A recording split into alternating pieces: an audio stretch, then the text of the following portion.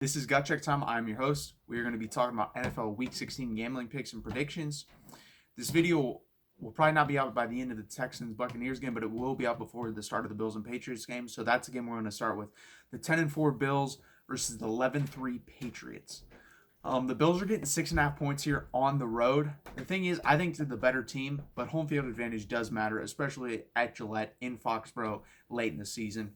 And this game really doesn't actually mean as much as I thought it would coming down the stretch, because if the Patriots can lose this game, win next week at home versus Miami, and they'll do that, and they'll still win the division. Now, if they do lose this game and Kansas City wins out, they will be the 3 seed instead of the 2 seed. So that is huge. So in that effect, it is big. But they'll still win the division, so they won't fall all the way down to I think they'd be the 5 seed. I don't think they'd be the 6 seed. So I think the Patriots are going to win this game just for the simple fact, like I said, it's at Gillette Stadium late in the season.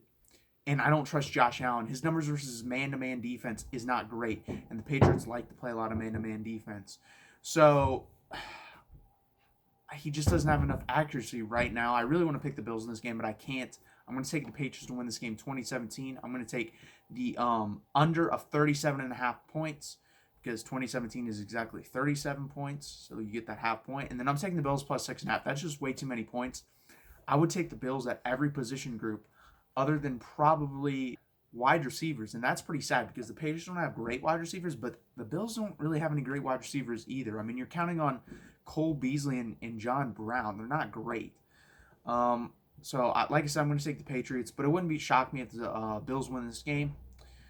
Next up, we're going to talk about the Rams and 49ers, the late game on Saturday night. I'm going to be taking the 49ers game just for the simple fact I don't see them losing back-to-back weeks versus okay teams. I mean, if Atlanta's not a good team, and then the Rams are hit and miss. They're not a great football team. They're 8-6, but they're not great. And the Rams don't really have anything to play for. They're not going to make the playoffs unless, I don't believe they're officially eliminated, but they pretty much are. I think everyone in front of them has to lose both games. Their last 2 games of the season. I don't see that happening.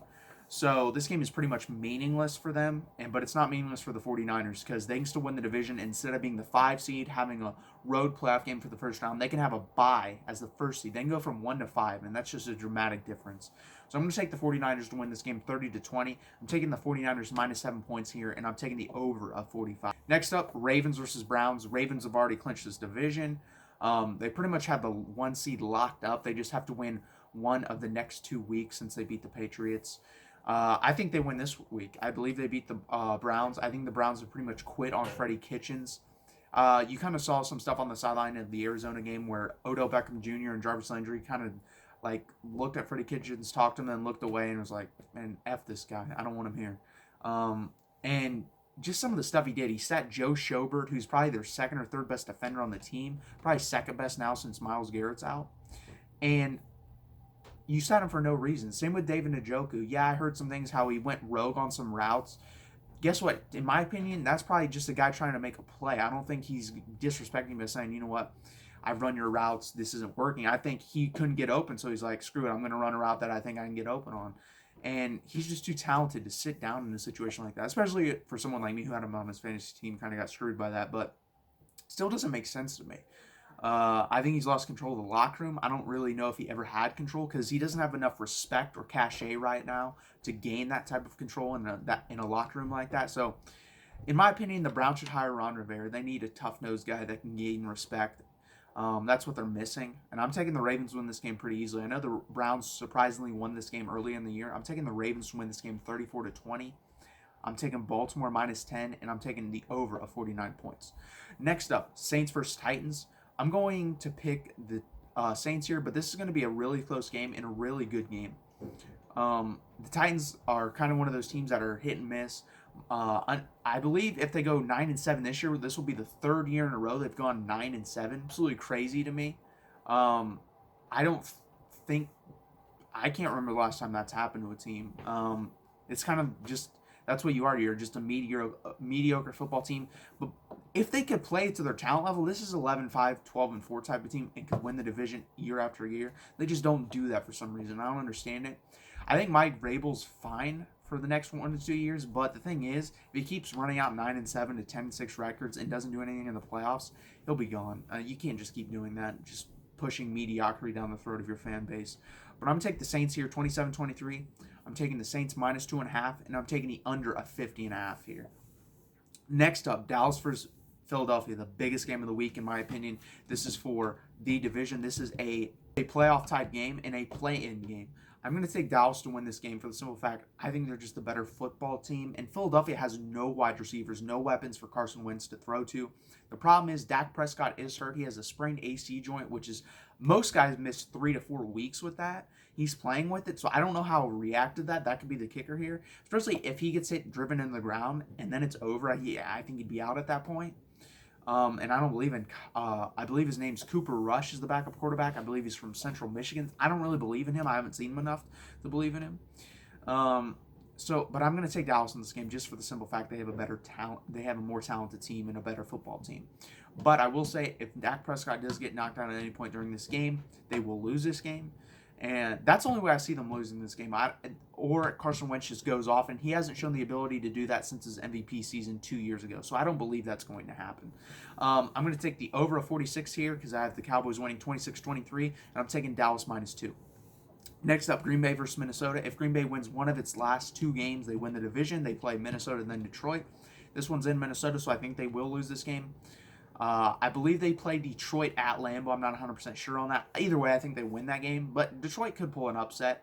Maybe. I doubt it. With David Blau back there, he's not very good. If they had Matt Stafford back, I'd probably pick him to win that game, actually. But let's stick to this game. I think Minnesota wins this game for the simple fact they're at home. Kirk Cousins has played well down the stretch of the second part of the season. And the Packers, to me, I don't know who they are. I don't know if they're a great running team, a great defensive team.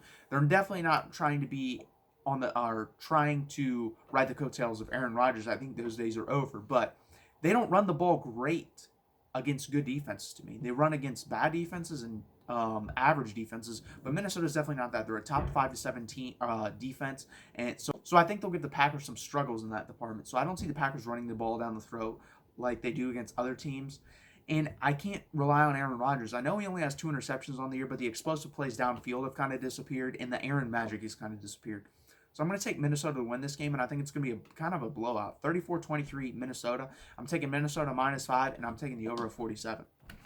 That'll do it for the gambling picks. These are just going to be the straight-up picks. Texans versus Bucks. I'm taking the Texans. Pittsburgh Steelers versus the Jets. I'm taking the Steelers here. Colts versus the Panthers. I'm taking the Colts at home. I think they finally get off the schneid, win this game. Cincinnati versus Miami. Cincinnati's on pace for the number 1 pick. The thing is, though, Miami has 3 wins. Bengals have 1. If the Bengals win this game and then somehow win the next game, I don't know who they play. They wouldn't have the number 1 pick anymore. I believe Miami or Washington would. So I'm gonna have Cincinnati winning this game, and hopefully for Bengals fans' sake, they lose the next game. Otherwise, they don't have the number 1 pick. I don't even think they'd have the 2nd pick. So that'd be crazy to end up with a 3rd pick after the type of season they have had, and kind of devastating because you're going to be missing out on either Joe Burrow or Chase Young. In my opinion, I would pick Chase Young if I had the number 1 pick if I was the Bengals. Next up, Jacksonville versus Atlanta. I'm taking Atlanta here. It's at home. Jacksonville has been terrible the last 4 weeks since Nick Foles has gotten back. And I know Gardner Minshew's coming back, but I don't believe in him enough to win this game either. I'm taking Atlanta. The Giants versus the Redskins. I'm taking the Redskins. The Redskins have played well down the stretch. Dwayne Haskins has been good enough, not great. But that's all they need. They have a decent defense. They have good enough weapons, and they have a decent enough run game. Denver versus Detroit. I'm taking Denver here for the simple fact Detroit and their quarterback situation. If Matthew Stafford was playing, I'd probably take Detroit here. Oakland versus the Chargers. I'm taking the Chargers in this game. Or no, I'm taking the Raiders in this game. Sorry. I don't believe in the Chargers. They have a boatload of talent, but never get anything out of it. I'm done believing in it. I'm taking Oakland.